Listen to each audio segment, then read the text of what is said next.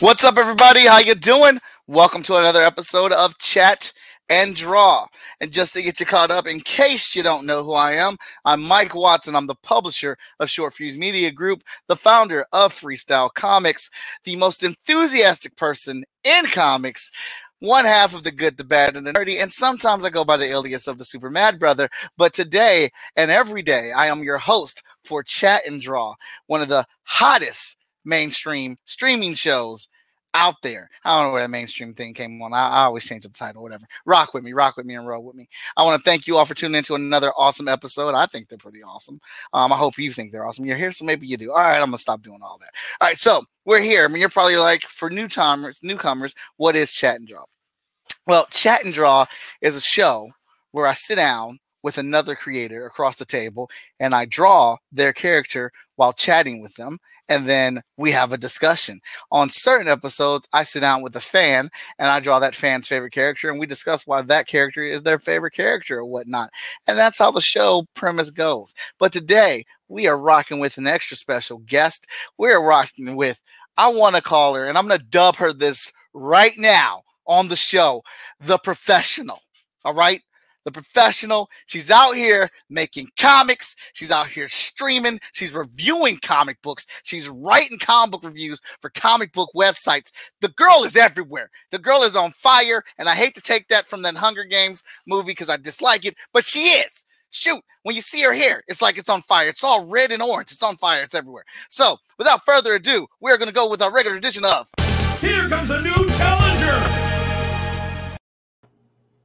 Welcome, cats. Oh, I love that intro. Well, I try to make them special for everybody. You know, I also try to make them fit with what they do. And you're doing a lot of stuff out here. I am. Yeah. Thank you. It reminds me of all the stuff I am doing. Yeah, it's been a crazy roller coaster. And then we got Kickstarters going on. We got comics being made. We got comics being written about. Did you say Kickstarters? Kickstarters, right? Oh, okay. So that's that little thing we got scrolling down there at the bottom. It's going across the screen right now. That is her Like Father, Like Daughter, issues 1 through 6, everybody, for the Kickstarter happening right now. And just recently, she hit that goal. We did. Yeah, we had a $5,000 goal and we are over it. And I think we're like $500 over it. And what's cool, I got to thank the man Sean for this. We actually have a stretch goal. Our first stretch goal is $6,000 and you get 3 free digital short fuse books. So it's cool that we're able to team. I know all the announcements. So we're doing that for our first stretch goal. So if we meet 6,000, and there's other cool stretch goals along the way. We have a 6,500 one where you get 7 more free indie comics. You already get 8 with just backing it up for $1. We have an $8 indie bundle, and then now 7 more. You get the short fuse books if we get the 6,000. You get the 6,500. You get about 20 books. And then after that, 7,500, you get prints from Comic Girl, who does stuff for Teen Titans Go and some other DC comic books, and also a print from Wayne Brown, a completely new print, which is pretty cool. So we got a lot of cool goodies, even if we were funded. That is awesome. And I'm laughing right now. What's up, Mally? Good to see you, man. Thanks for tuning in. I'm laughing at Haley. Mike, how could you not tell me she would be on after you saw that I backed her Kickstarter a few days ago? I wanted to surprise you. You watch the show every day. So I just figured you should be surprised that she's on here and excited. So you can ask away with all your questions. This is Haley. I met her at a comic book convention, and she's pretty damn awesome. And she just recently backed your Kickstarter. I saw. Thank you, Haley. I really appreciate that. I hope you enjoy the comic. We got a lot of cool stuff in store for it. All right. So we're talking about just recently, you completed not a Kickstarter, but well, yeah, actually we did. We wrapped that up. But you just put out a trade for like Father Like Daughter, and now here you are, less than a month, 2 months later. You're talking about the 6th issue. What are you, a mad woman? What's happening here? You're just producing. I am a mad woman.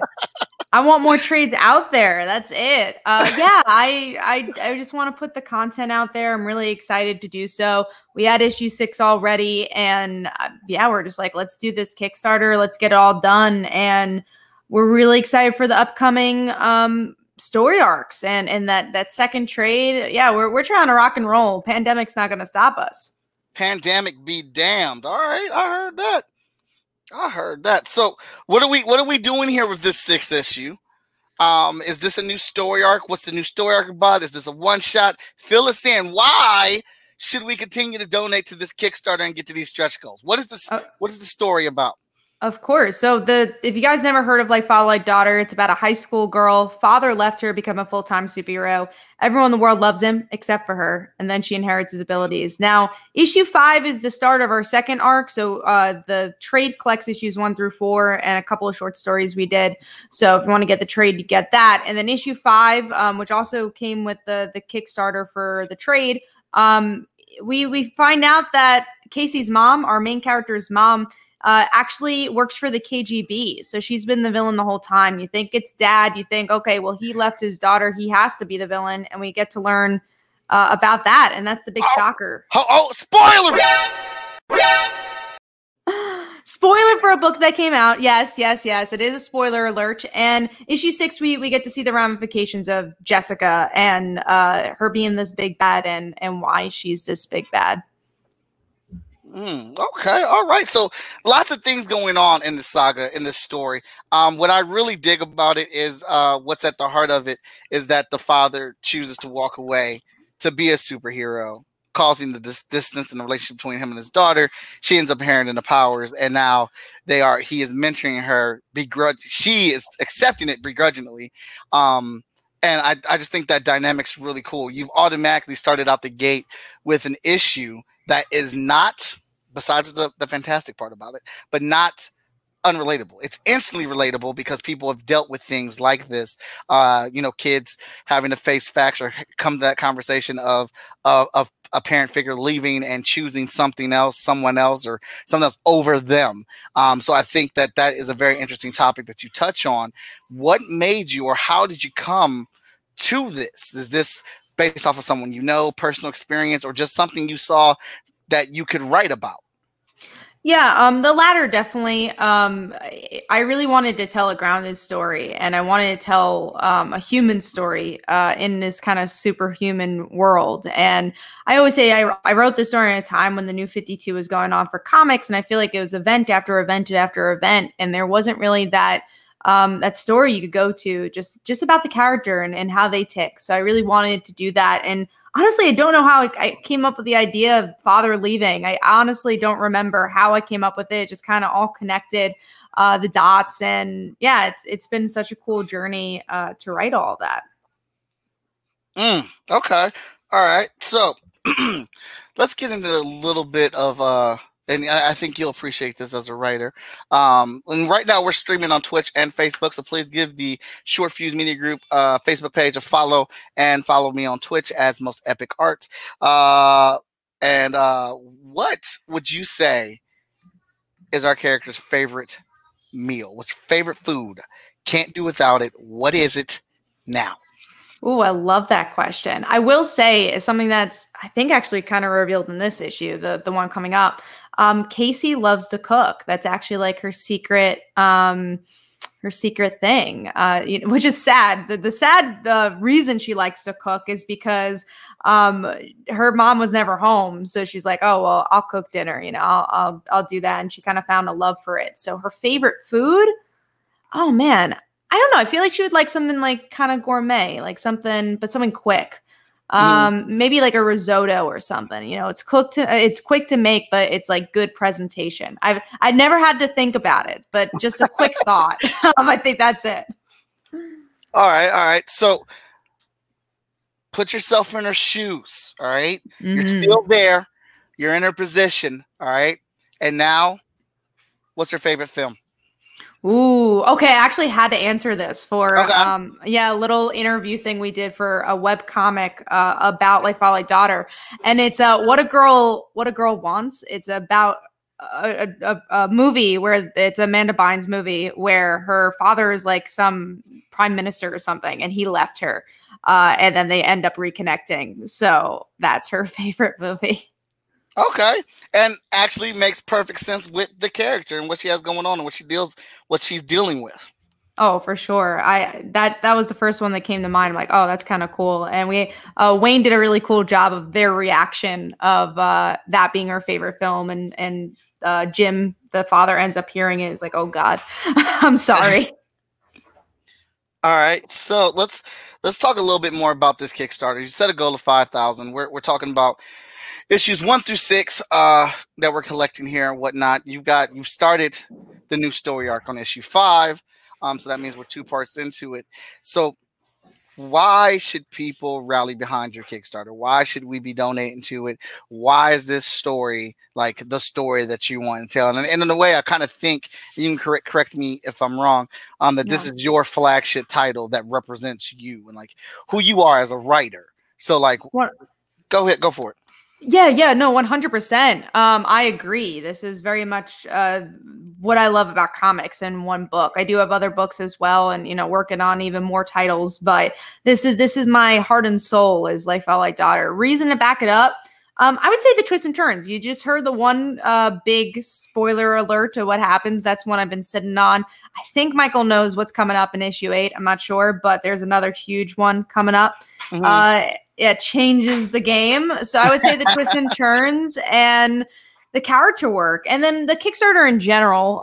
Again, I would mention the indie books. Like, there's so many cool books that you can get. I'm kind of giving them for free because I want to really support the indie community, and I want people to read these books. And I'm so thankful that, people, Short Fuse Media, other creators have been able to give their books. That way you can get a try and read them. I think it's really important to support creators, and hopefully you could grow attached to not just my book, but others as well. Okay. Now, if I have to say, if that wasn't a damn good answer right there, good roundabout answer right there, I think she's cheating people. She interviews people on a regular. She's out here interviewing the stars for TV shows and stuff. I don't think there's a question I could throw at her right now that would really shake her goose or anything like that. I think she can handle them. So I'm excited to see. If there's one I can't answer. Well, so what made you determine, as we did the spoiler with the mom, which I think is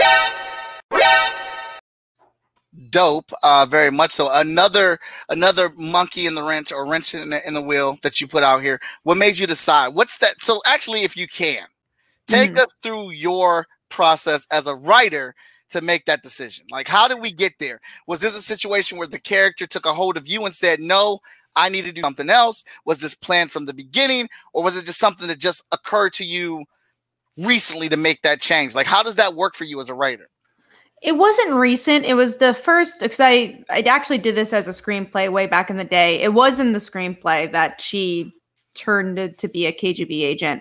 I think her story has changed a lot as a comic has been written. I think she's gotten a little bit more in depth, and we literally get into her story and her as a character, where I think in the original story, it was just like, mom's a bad guy. Cool. Let's just kind of deal with that story. But now I think we really dig deep into why she's a bad guy, and why she's so loyal to her country and so loyal to the KGB.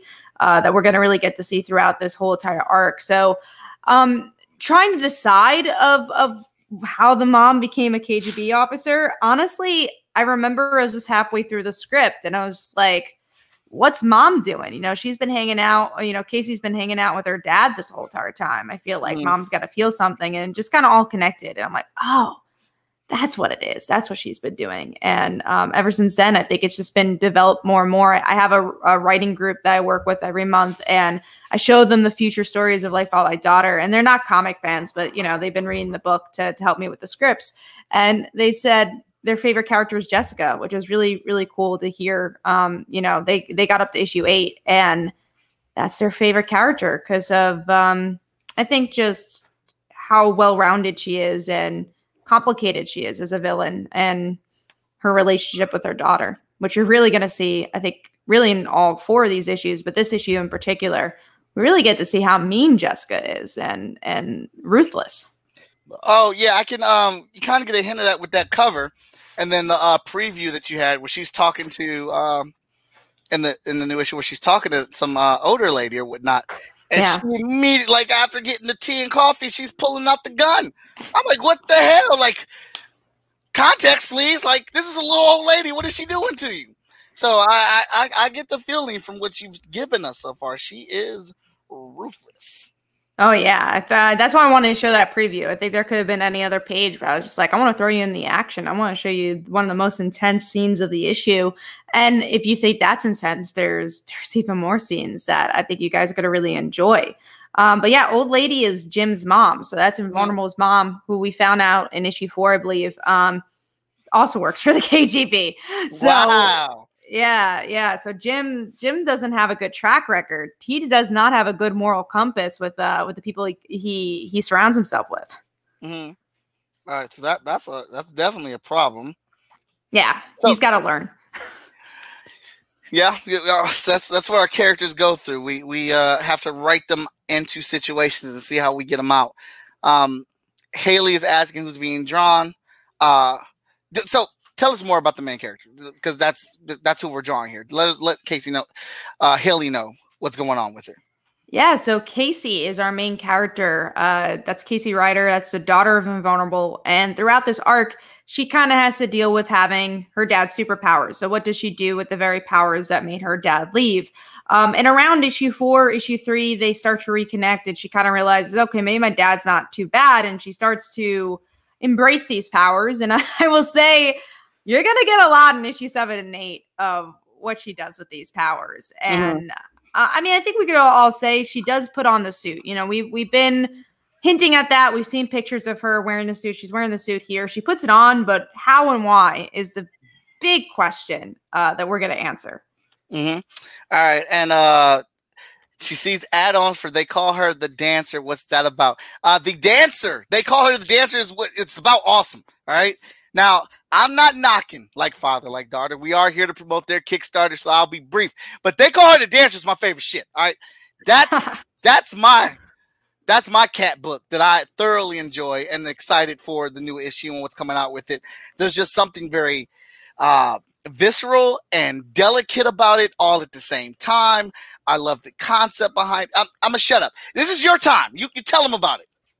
Well, I love hearing the things you love about it. You could probably explain it better than me in that regard. But yeah, no, the dancer, we have issues 1 through 2 out. It's a 4-issue miniseries. We're actually, it's all done. So everything's in the can for that. We're going to be pitching that around hopefully soon, but COVID happened. So, you know, can't really pitch things around with that. So, but we're going to try getting that to other places. But the dancer, it's about a young woman who's a dancer / assassin. When she was little, she witnessed her parents being murdered in front of her, never dealt with that trauma until now.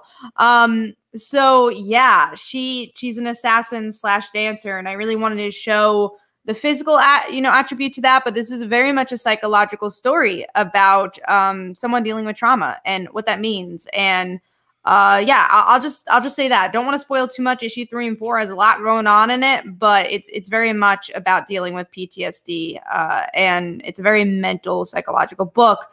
It's black and white, which is pretty cool. I think especially because it's such a morally gray story about what's right, what's wrong, is good or bad, even something you can define, and what that means for a perspective of a person.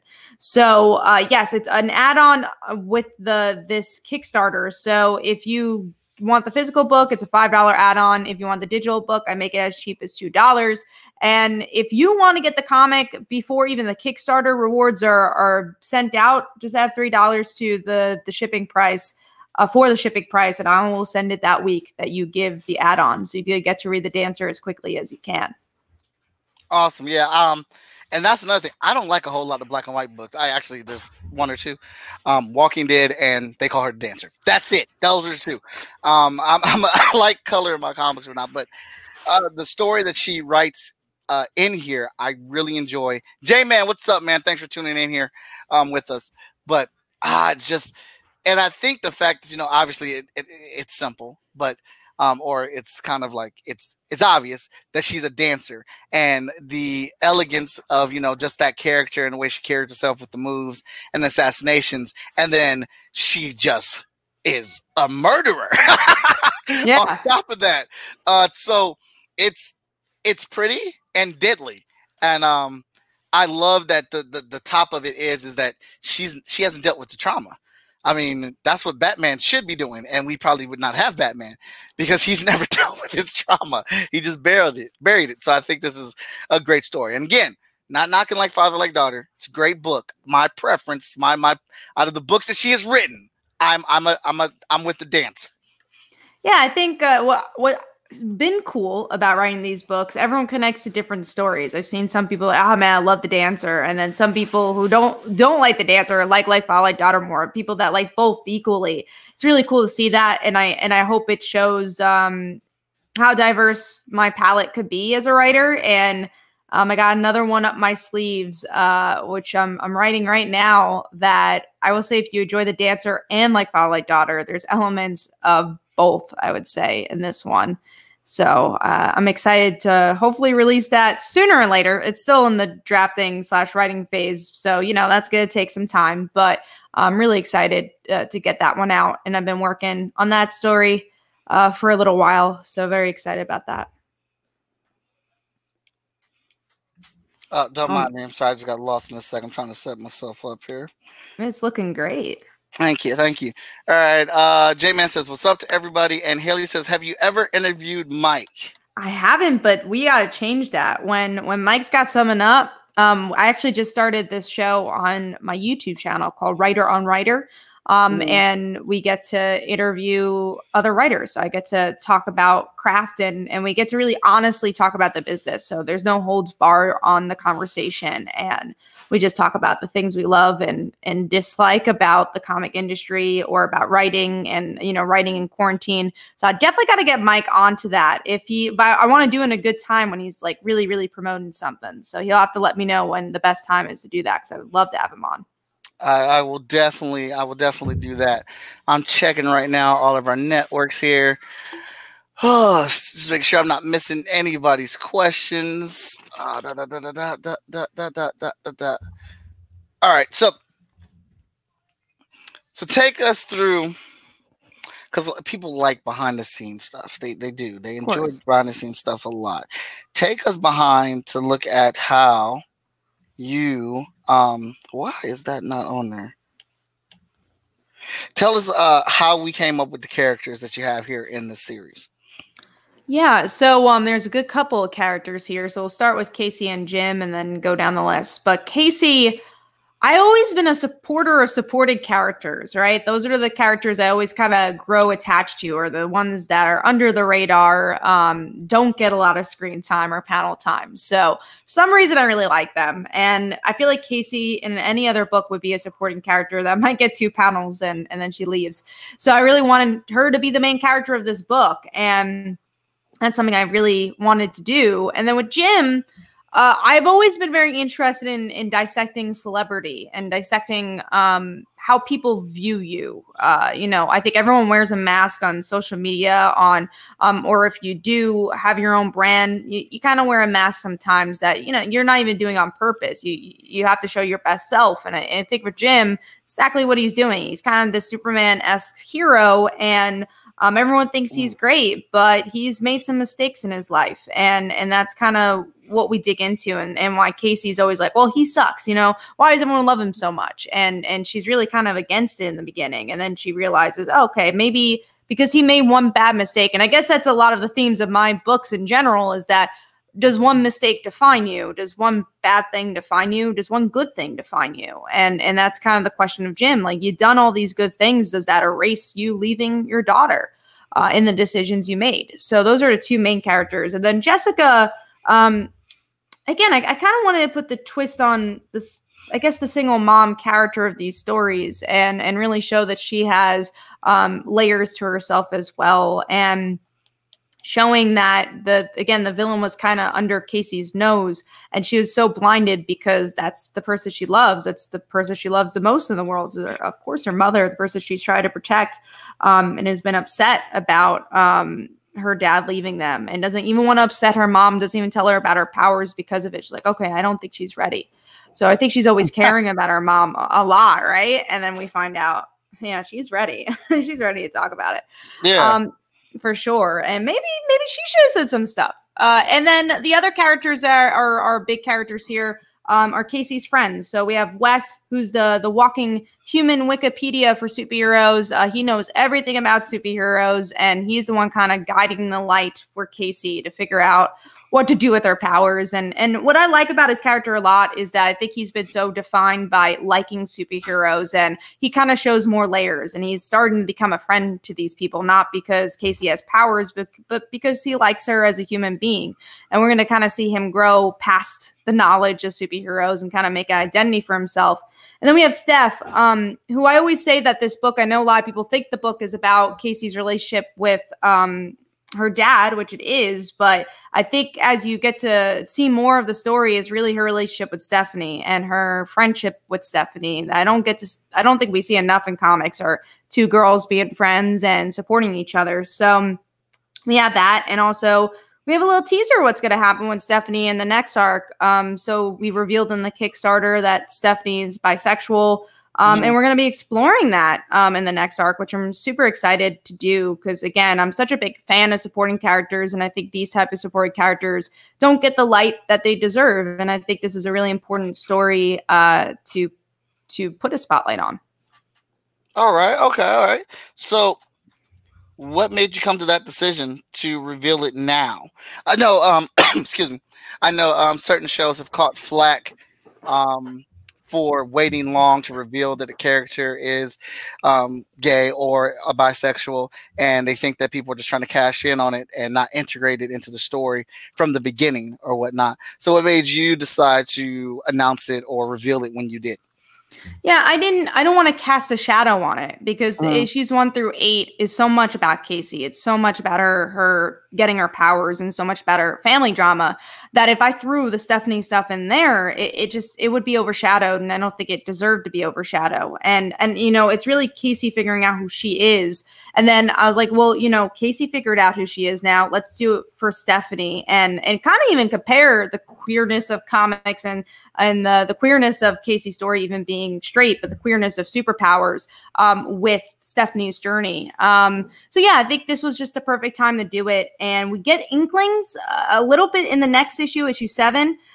You get little hints, very small hints. I think if you didn't know, it kind of would go over your head.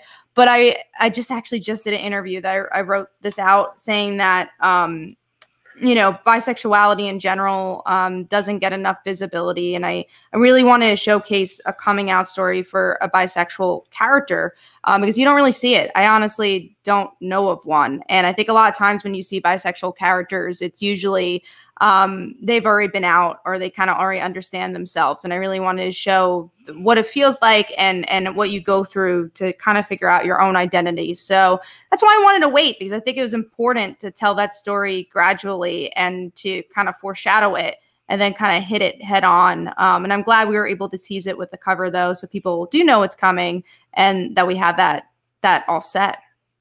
Okay. So with you doing this and doing the reveal and trying to make it all proper and work with your storyline and stuff like that, but giving the character respect, one comes to mind where they did the thing, and it's like kind of a 50-50. Cora in The Legend of Cora, how they revealed her. Now, I'm not from that world, so I may be looking at it at a completely different perspective, but I thought it was interesting how they did it, because if you loved Cora this entire time and watching the show, what difference does it make that she's gay or that she's bisexual. And I thought that it was developed over time, that as she grew up, she grew to find out that this was what she wanted, that this is what worked for her or whatnot. So how do you think they handled that?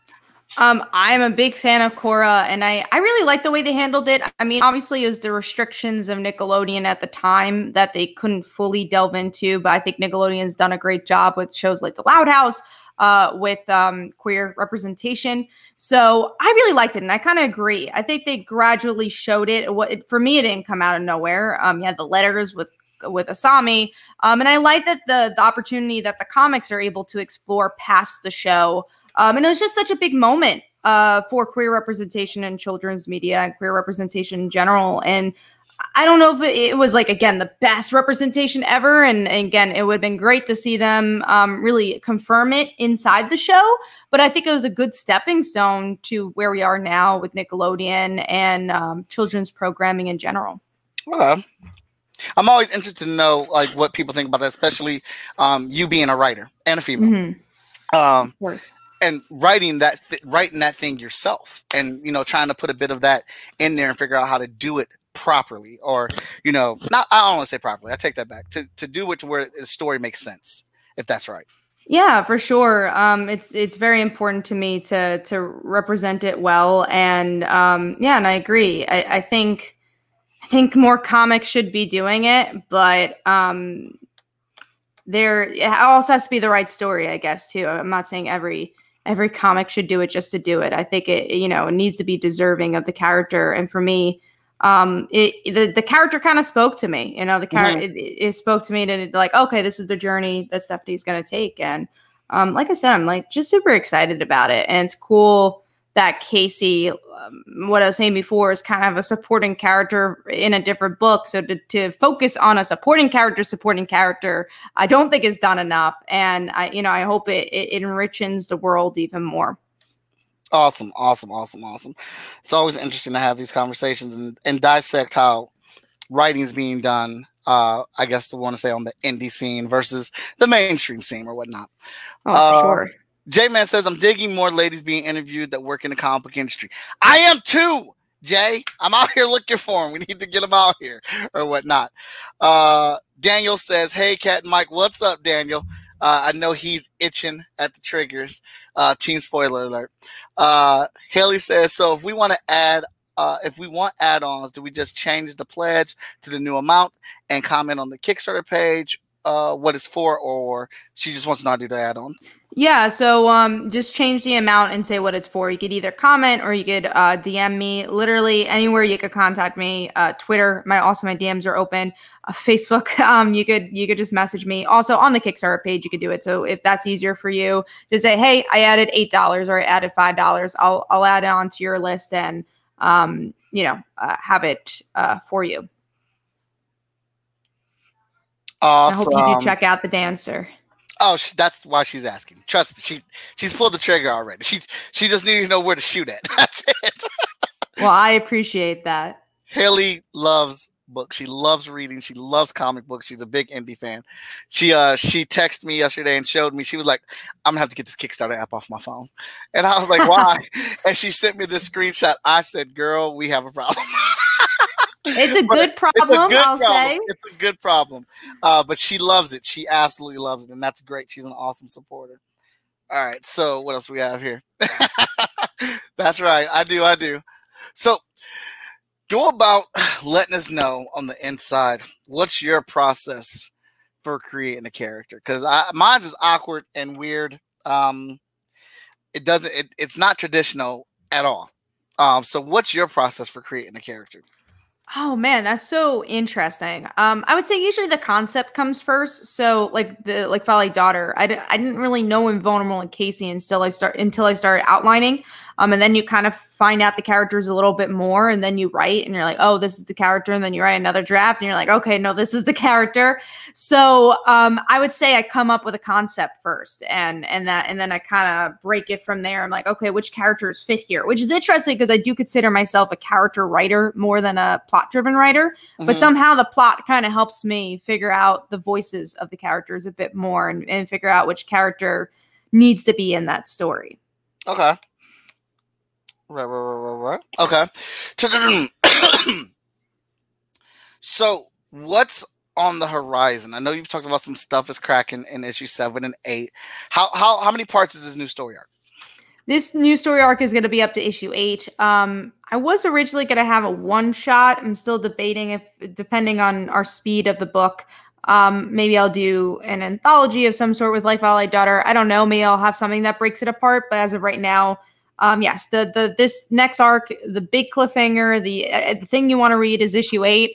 And then after that, our next issue is going to be the revelation of the big cliffhanger. And trust me, you do not want to miss it. It changes everything. And there's a lot of twists and turns. There's actually 2 twists and turns, I would say, that I just recently kind of figured out rewriting issue 8, because, you know, it's been a while. So I went back to it. I'm like, oh, this can make it better. This can make it better. And I rewrote it, and you don't know what's going to happen next. I really try to put everything you expect from the superhero genre on its head. Like, you expect one thing, you're going to get another thing.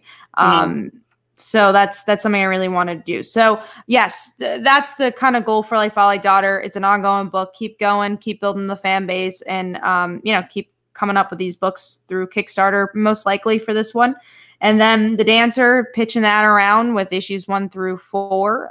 Again, literally completely done. Art's done, lettering's done, all of it's done. Just got to hand that to the right people to hopefully get that into comic book stores and get that published. And then keep on writing. I got that book I was talking about before, that I just started cracking.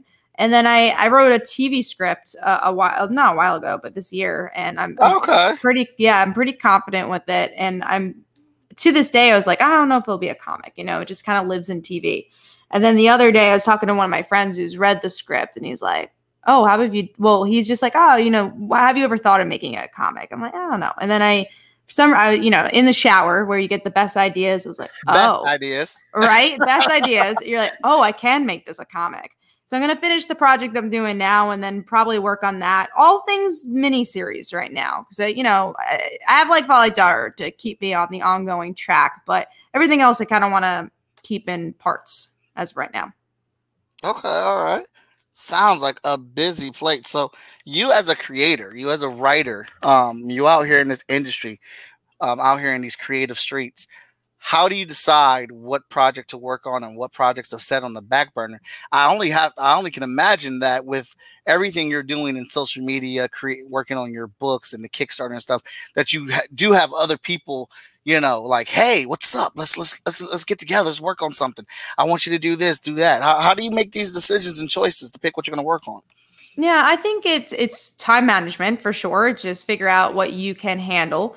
And then, you know, just people you really want to work with. And then if it's not the right timing, if it's the right people, they'll understand and hopefully want to work with you again when you're freed up a little bit.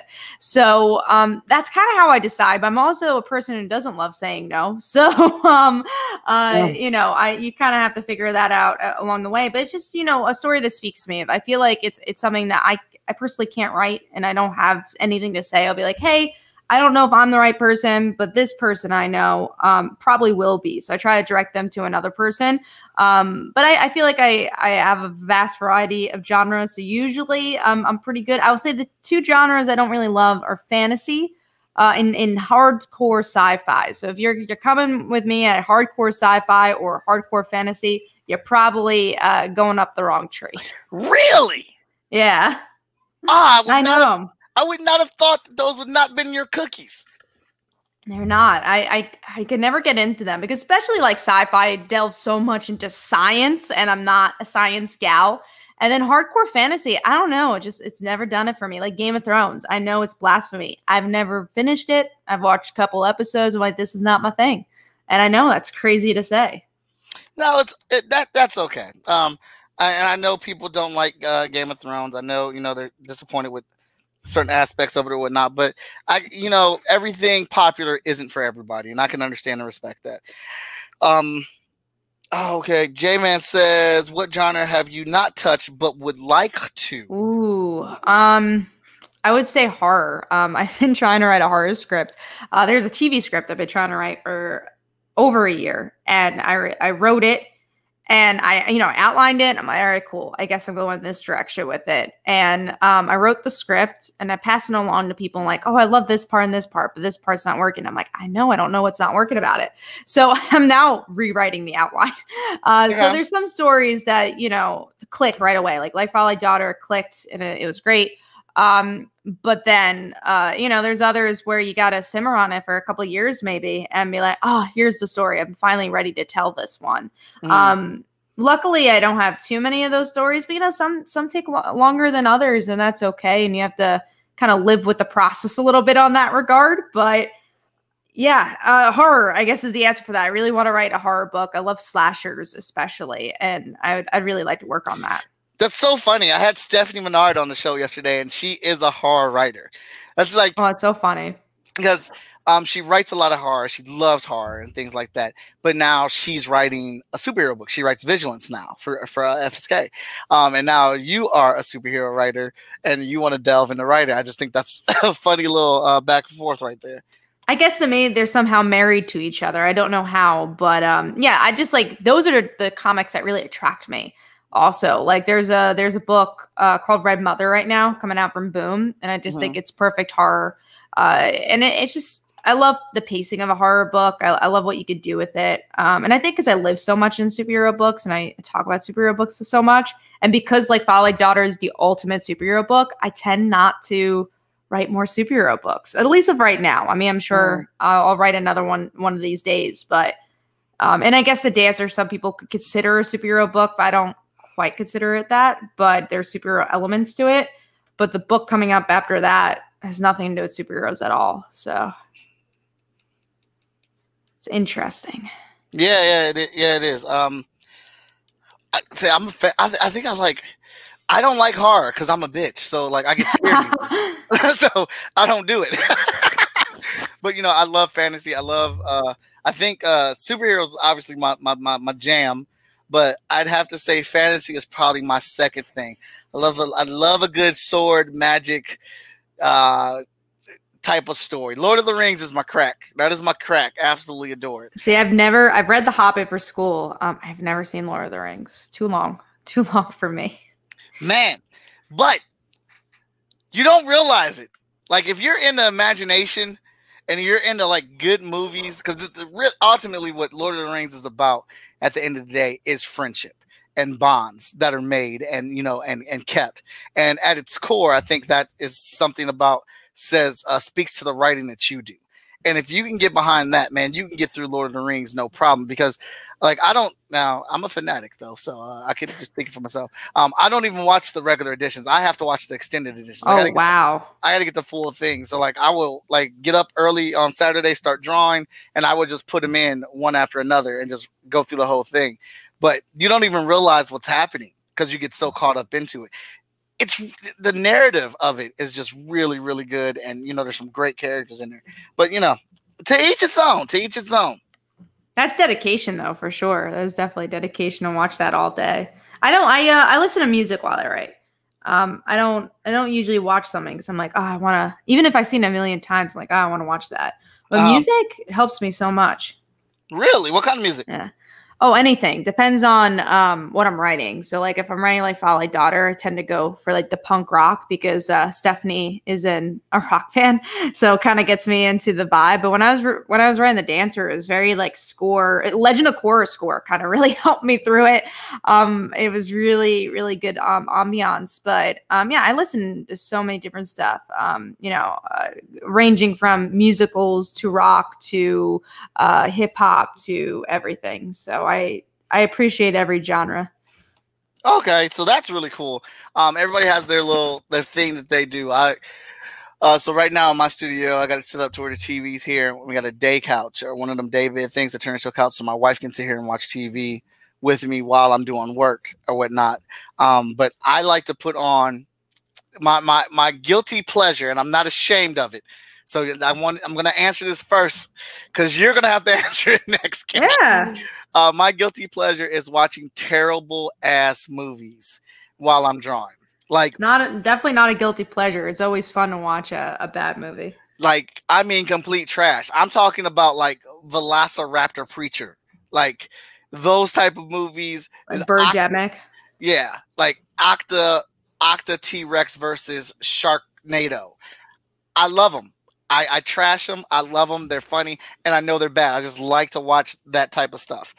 But I think I'm secretly in search of a hidden gem, because sometimes every once in a while there'll be one where you're just like, why is this movie in this $5 bin? This is a good movie.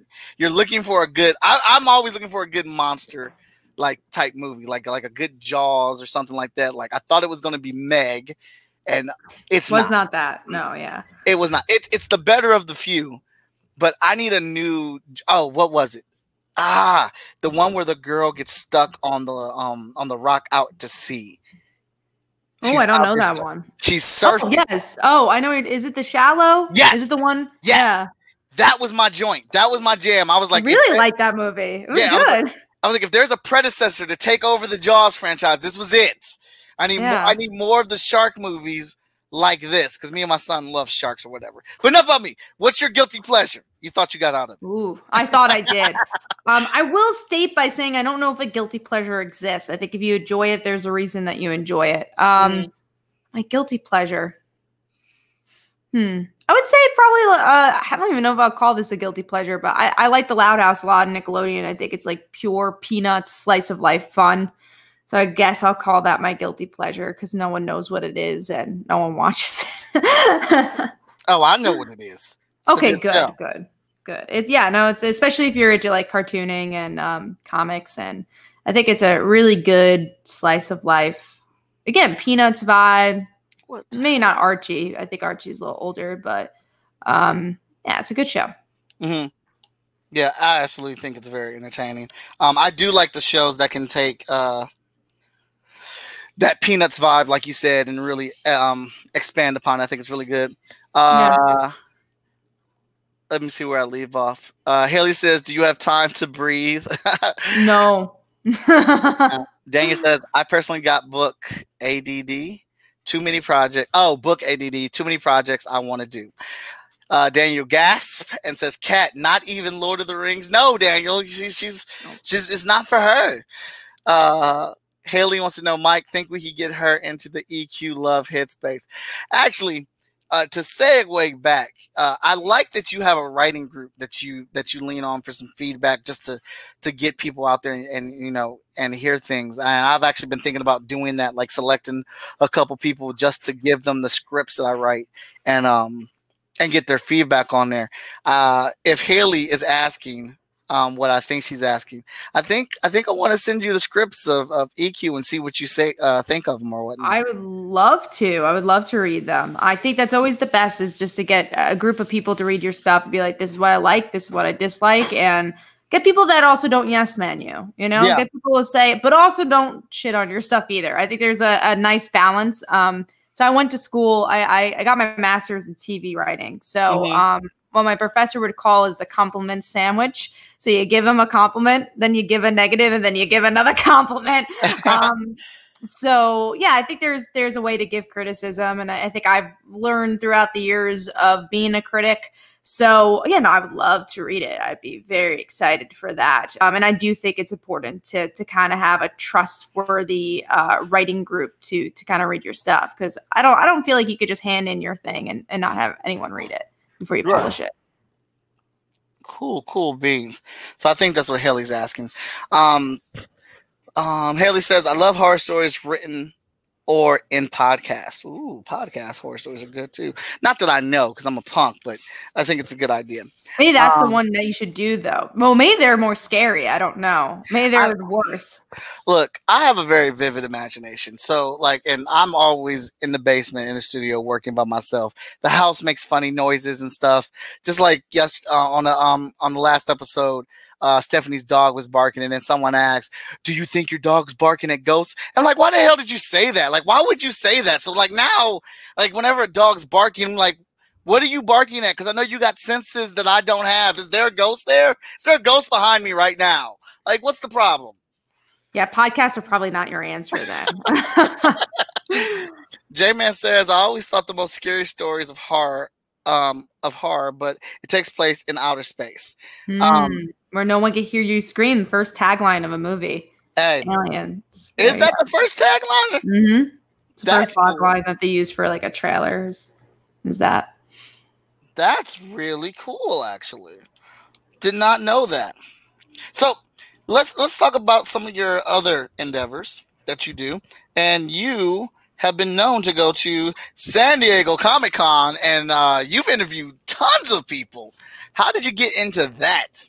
Oh man, that's a good question. So, getting into comics, I actually did my YouTube channel, Comic Uno, where I review books, and that kind of got me into the endeavor of doing journalism. So, I went to college, and I didn't quite know what I wanted to do. I knew I wanted to create stuff, and I wanted to write, but you don't really go to college for that.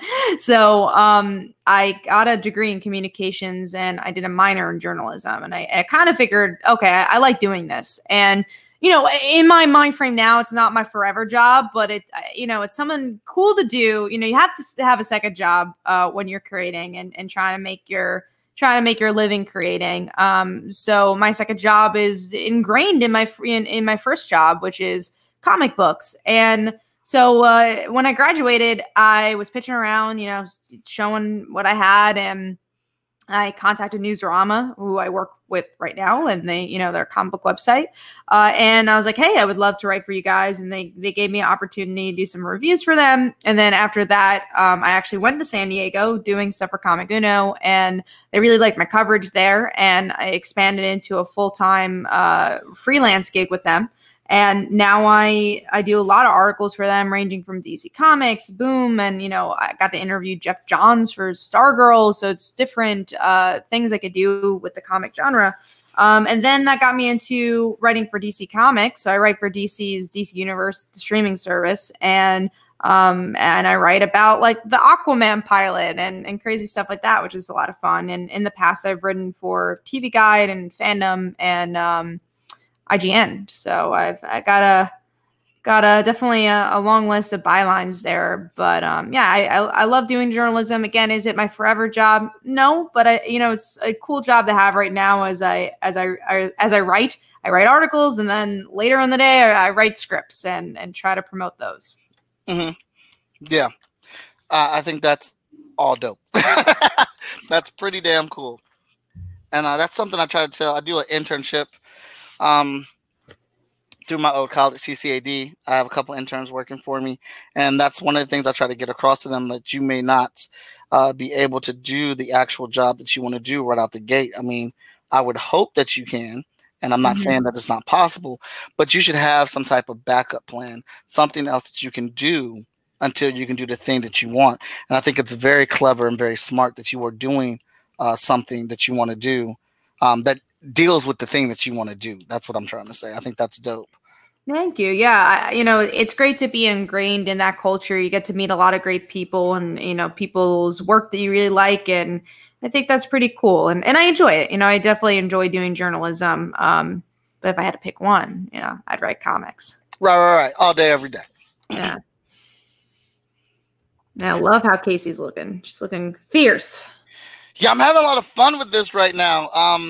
I was trying with the beginning of this season, I was trying to do something different where I would actually draw people's character, because at the end of the season, I do a compilation piece with everybody's character on it. And Jesus, the first season piece took me like 2 days to draw, and then I inked it over, I think, a 3 or 4 hour period. Live, I inked it. I didn't want to do that again. While it was fun, it took a long time. So I was like, all right, so I'm just going to, as I draw people's characters, I'm going to draw the piece happening now. But not really feeling that. I've liked the drawings that I've done, but I felt like I've been chained up. Like my hands have been chained up. So I don't get to do like these expressive drawings. So I've decided I'm going back to expressive ones, and I'm just going to have to draw these damn characters again. Yeah, no, I love the expressive ones. It's cool. But I was feeling a little bit of some Ed McGuinness here. I wanted to capture, that she's still a kid, whether it be a teenager, but still like trying to flex that muscle Yeah. Yeah. I think you really aced the age, and I love that she's biting her lip. I think that's what makes it. Yeah, I don't. I see, like, so, like J. Scott Campbell, for instance. I'm a big fan of his work, but I also know his work is cookie cutter. I know Mhm. he has a layout, he has a design, he has a body type, he has a position that he is just basically recycling at this point because he's a cover artist and he's been working long enough to where he can do that. But I look at his stuff and I'm like, man, you could have did better, man. Like you could have added some more personality in it. Like but recently he just did the Catwoman anniversary, Ooh, like 8 yeah. covers. I don't like every one of them, but there's a good 4 of them that really stand out, and it looks like he went outside his box. So when I basically what I'm saying, when I get to do these things and I'm working on people's characters, I want their character to look good, number one, but I also want to try to capture life in them, some energy, something, that's I don't know, like specific to them, that so when you get so like you get to have this. Like I'm going to Yeah. send you the Thank Google you. Drive link when we get done with the show. You get the Google Drive link. You can download it, get a color, whatever. But like I want it to be a piece that you can use and capture what your character is about, or at least look badass at the moment. But I get the feeling that she's like, and I've read some of the books for this already, so I know she's a teenager with an attitude, and that's kind of like all that teenage angst in there that she's cocking his fist back with. She is a Power Ranger for sure. Yeah. No, it's true though. I think you really do capture it.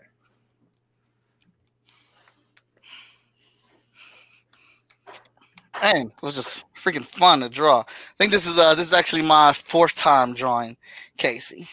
Yeah, I know you've drawn her a good amount. I think you've drawn in Vulnerable. I think even more, right? I don't know, or have you drawn Casey more? I've drawn Casey more than Invulnerable. Okay. Well, Casey's the main star. Yeah. So it makes sense. It makes sense for sure. I see a lot of people. It's interesting when people read the book, though. So many people like get drawn to different characters. I feel like a lot of guys will be like, oh, I love Invulnerable. And like some of the girls are like, I like Casey, but it's cool to see that there's so many people who have different characters. And again, I showed my writing group the book. They're like, I like Jessica. I'm like, well, you're the first person to say that. But also they read the issues that Jessica's in it, before Jessica's like she just appears and that's it. But then they read the rest of it. So yeah, it's cool to see what people grow attached to. It's let's see here. I got tons of questions over here. I'm just trying to switch it up. I'm almost done here though. So that's it.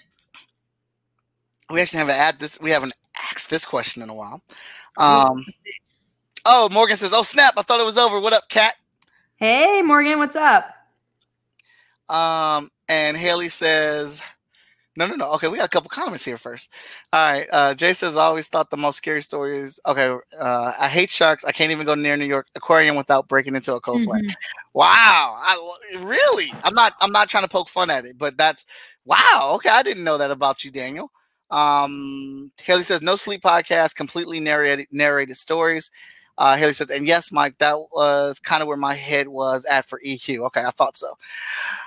Jay says, okay, I'm going to age myself, but back in the early 90s in high school, where in the damn world was the girls that loved comic movies, sci-fi, and action? They didn't freaking let themselves be known. Hey, agreed. I'm sorry. Agreed. None of this was like this in high school. None of this. My goodness, do you know how many times whenever I like had approached a female or whatever, I got looked down upon just because I like comic books? Like if I was like, yeah, man, I love comic books. Like I'm reading X-Men and Spider-Man, to be looking at me like, what? You what? It's a different world, but even when I graduated high school in 2012. So, I mean, it wasn't that long ago, but it was long ago enough. But even then, because Avengers hadn't really come out yet, people weren't really into the superhero stuff as much. I kind of didn't really talk about that I read comic books or that I did stuff with comics. Yeah, it's so funny, but it's the norm now. Yeah, it's cool now. It's super cool now. Super cool now. It's annoying, but whatever. I'll take it. The way it is. Whatever. I'll take it. good that we're selling comics now, and then people like it. So Yeah. it makes sense. All right. So when, and that's thank you, Jay man. That's a good segue. When did you fall in love with comics, Casey? I called you Casey. I am a part of Casey now. When I started reading comics? I don't remember the age because that's how young I was. My dad got me into comics at a young age with the Silver Age Superman. So I don't know. I was probably like 6 or 7. And then the Spider-Man, Tobey Maguire movies really got me into like Marvel comics. And then, the rest of the cartoons like X-Men Evolution and yeah, even the Spider-Man cartoons, Static Shock, Batman, the anime series, that all got me into it. So I don't remember a time I wasn't into comics, which is crazy to say. Awesome. Do you remember what book did it for you? What character or what cartoon show where you said, oh, this is it. This is my crack. This is for me. Welcome to the world. I would say Spider-Man first. Then Kitty Pryde from X-Men Evolution. So I loved Kitty. I would get every Kitty book, and I still love Kitty to death to today. But what really, really got me into comics was Spider-Girl, Mayday Parker, Tom DeFalco's Spider-Girl. So that really got me into it. So I would say Marvel books in general really get like the X-Men, Spider-Man stuff. Okay. Cool. Excuse me. Kelly says, Mike, have you seen the awesome crossover drawings? What crossover drawings? If you're talking about the thing that Victor Dandridge started here on my show that now DC and Marvel or some artists are now doing, yeah, I've seen those. I've seen them stealing his idea. For Left for Dog. Oh, no. I have seen those crossover drawings. All right, so the ones from the Kickstarter. Yeah. We got some good ones. That one for Ember and your character, dope. Right? Oh man, super clean. Oh, I love, and we talked to that artist, and she said anytime open for a commission for you, and I was like, I'm getting a variant cover for you for next issue. Oh no, she's so great. I want to give her a shout out. Paper Cats. She's on Twitter. Go check out her stuff. She's amazing. I'm so happy she said yes. That's awesome. Yeah, because that thing looks so clean, and I really like it because you can tell even though it's not animated, but you can tell the motion, like the motion that's happening on the pose. It's so good. Yeah, and she just asked so many great questions for references and like how we wanted it to look. And me and Brant, who does Last Ember, and if you back up Last Ember at a physical level and my book, you get that amazing print, and I'm so excited about it. I can't wait to I'm putting that on my wall, my background for my my reviews, my comic reviews, because it's just that awesome. That's so funny. That's so funny because I got that print because I've backed both of them. So good. I'm happy. Yeah, no, we got Brant coming on here next week, or I got him coming on the show next week. We're gonna do we're doing a special late edition episode a couple hours before his Kickstarter ends. We're gonna do our show and see if we can get some last minute money in there for him. I'm very excited to see that. Brant's a good friend, and we just did the writer on writer with each other for that.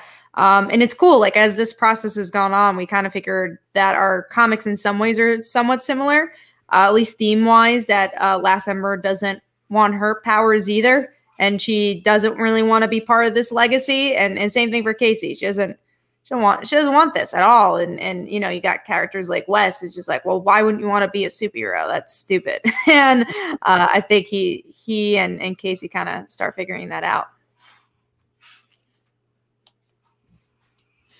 There we go. We can clear that up. There's the sketch. There's that. Oh, I like how that looks. That looks yeah, right? Oof. All right, let me close that down. All right, so in case you did not know or catch up, what Mike, no love for the other crossover print. I haven't seen that one, the other crossover print. I've seen that one because it's been posted. What other ones do you have?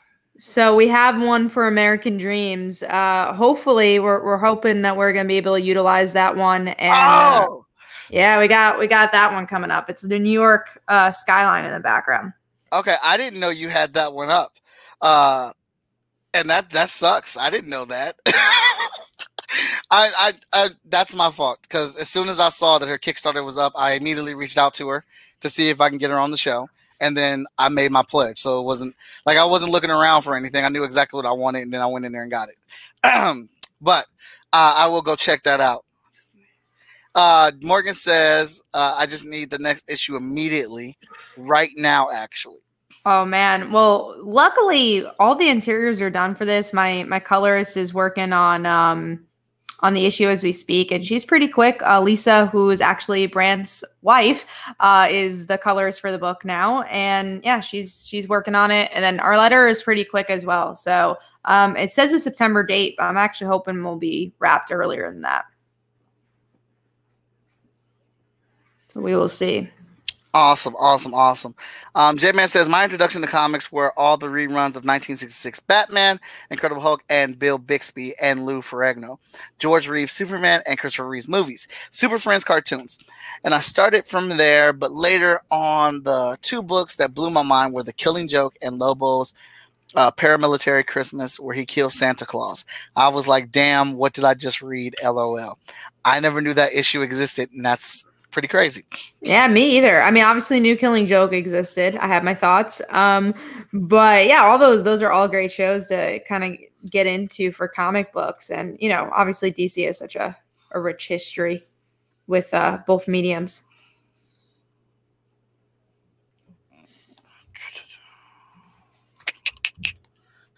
All right, so we are coming up here on the close. So what I was going to say before Daniel distracted me was, obviously we're talking about a Kickstarter here. All right, we're talking about her Kickstarter. There's a couple things that I want you to realize about this thing. We want you to support it. I think you should support it. As you have seen from today's episode, she's a wicked cool ass person. If you can't donate to the Kickstarter, that's perfectly fine. We know times is hard and money is tight. We just ask at the very least, could you give this Kickstarter a share? Even if comic books aren't your thing, somebody in your social media audience, somebody in your circle might like comic books, and this could be a story that they can relate to. Something that they can get into or whatnot. If you can donate to the Kickstarter, something very little as $1 being donated to the Kickstarter would be appreciated. But if you can donate more than that, then she's got some awesome tiers there. As you can see, she's doing a crossover Kickstarter with that print. Oh, excuse me, lost my voice for a second. And that's cool. Crossover Kickstarters are awesome, and you can participate in both of them because it's a big world and there's tons of comics out there for us. The Kickstarter link has been going through tickering at the bottom of our screen. So if you could share, pledge, donate, whatever to help this goal happen, because there are stretch goals with more prizes that you can get. Would you like to input anything into that? No, you did a great job. Yeah, just as little as $1, you get 8 free comics. So, and if we meet the stretch goal for the short fuse books, you then get 11 books. And then if we reach the 6,500 goal, you get about 20. So that is literally if you give $1, and anything above, you also get those indie comic bundles. All right, so here we are at the point of the show where we do the replay to show how we got where we're at right now. Kat, where can everybody find you? At Comic Uno is usually the best place. I have it right over there. Twitter and also YouTube. I do my Comic Uno show over there, which definitely getting Mike Watson on to chat over there, which would be really exciting. And yeah, those are usually the best places. And I guess my writing at Newsarama and DC Universe as well. Awesome. So please give Kat a follow on all her social media. Go check out her YouTube channel. Follow her on Twitter. Besides her just writing comic books and producing them and things like that, she also interviews people in geekdom, people that are on TV, people within the comic industry. She brings lights to a lot of things like that, and you should check it out because it's another leg in the world that we all claim to love and enjoy. This piece right here is complete and done, and I've had a blast drawing it. Thanks for letting me play in your world of the Like Father, Like Daughter universe. We will be, matter of fact, let's go ahead and get that shared. Oh, no, not that one.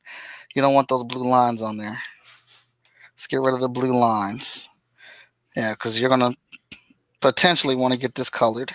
Oh, not even potentially. I'm going to get Lisa on that for sure. Our next Kickstarter, hopefully we can feature this one. Oh, well, I'm not trying to be arrogant or anything like that, but I was hoping you said that. Of course, of course. All right, so we're getting that uploaded to the Chat and Draw Google Drive, and I will be sending her the link where this is hers and do whatever she wants with it and whatnot. I just shared in the comments the Kickstarter again. Please go over there, scope it out, check out what's going on in there and whatnot. And one last question before we get out of here. Kat, have you written a character? Now, we've talked about characters that people like and enjoy. Have you written a character that people just hate? Has people hated a character? Not yet, but that's a goal now. I want people to hate someone. Yeah, well, I accidentally did. Everybody, not everybody, but there's a good number of people that dislike Carla in Hot Shot, and I don't understand why. I don't think they're looking at. I don't either. I'm talking to you, Morgan. Well, I'd like to thank Kat for coming out to the show. Hope she enjoyed herself. I had a blast with her. Be sure to support her, follow her on her social media. Give us a follow on shortfusemediagroup.com. And when I say give us a follow, I mean go check out our comic books. What we have on there is a large library of books. If you buy the physical copy of the books, you get the digital copy for free. So go there. We have a ton of books that you can flip through and check out or whatnot.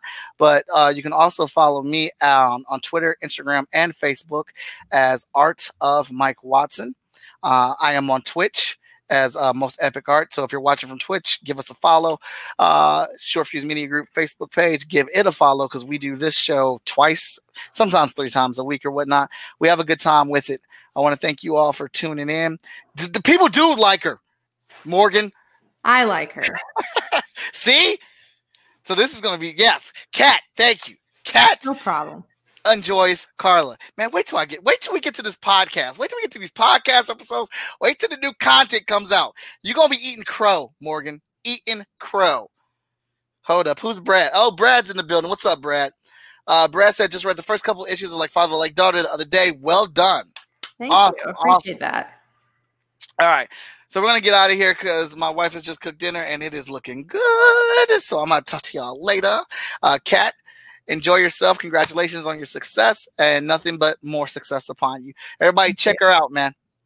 What are we going to close out of here with? We're going to close out of here with, I don't know. Let's close out of here with, I got nothing. Let's do spoiler alert.